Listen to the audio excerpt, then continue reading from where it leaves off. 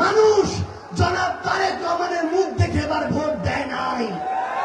মানুষ ভোট দিয়েছে মেজর জিয়াউর রহমানের ধানের শীষ দেখে। মানুষ ভোট দিয়েছে বেগম খালেদা জিয়ার আপসীন নেতৃত্ব দেখে। জনাব তারেক রহমান যদি এই ভুল পুনরায় করেন, যদি জনগণের সাথে প্রতারণা করেন, যদি গণভোটের রায় বাস্তবায়ন না করে, এই বাংলাদেশে বিএনপির রাজনীতি জনগণ থেকে বিচ্ছিন্ন হয়ে পড়বে। আমরা স্পষ্ট করে একটা কথা বলি, আওয়ামী লীগের সময়ে আওয়ামী লীগ বিভিন্ন এজেন্সি থেকে শুরু করে বিভিন্ন জনের মাধ্যমে আওয়ামী লীগ তাদের জায়গা থেকে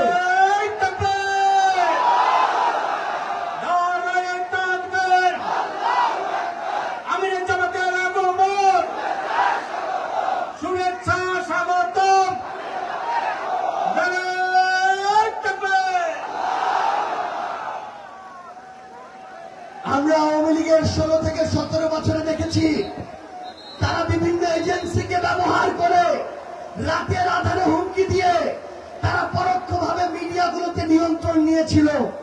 কিন্তু আজকে বিএনপির সময় এসে আমরা দেখছি তারা পরোক্ষর ধার ধারে না, এজেন্সিরও ধার ধারে না, নিজের দলীয় পদ পদবিওয়ালা লোকদেরকে দিয়ে দিনে দুপুরে তারা মিডিয়া দখল করানো শুরু করেছে।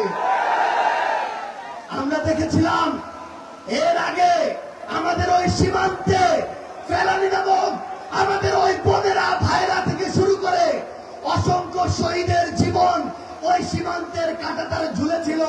কিন্তু আমরা দেখছি বিগত এক সপ্তাহে আমার আরো 3 জন ভাইকে ওই সীমান্তে গুলি করে হত্যা করা হয়েছে। বিএনপির পক্ষ থেকে কোন ধরনের শক্ত স্টেটমেন্ট আমরা দেখি নাই।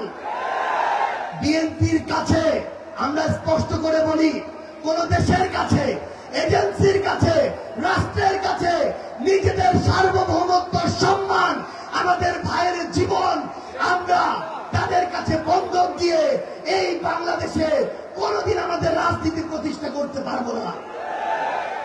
আমরা দেখছি আবার নতুন করে চাঁদাবাজি শুরু হয়েছে।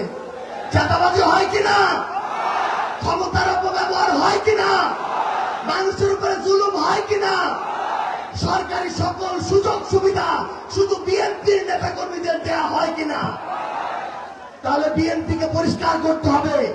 রাষ্ট্র কি শুধু একটা দলের?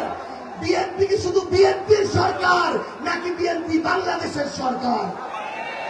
আমরা একটা কথা পুরো বাংলাদেশের সামনে, মানুষের সামনে, আপনাদের সামনে বলে যেতে চাই যে আমরা জাতীয় নির্বাচনে ছাড় দিয়েছি, কিন্তু স্থানীয় নির্বাচনে ছেড়ে দেওয়ার কোন সুযোগ নাই।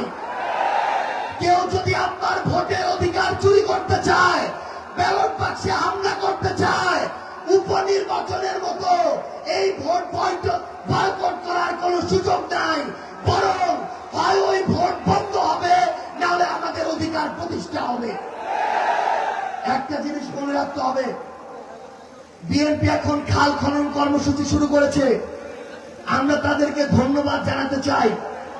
কিন্তু প্রিয় বিএনপি, প্রিয় তারেক রহমান, নদীতে যদি পানি না থাকে, পদ্মায় যদি পানি না থাকে, ওই খাল খনন করে আমার লাভ কি হবে?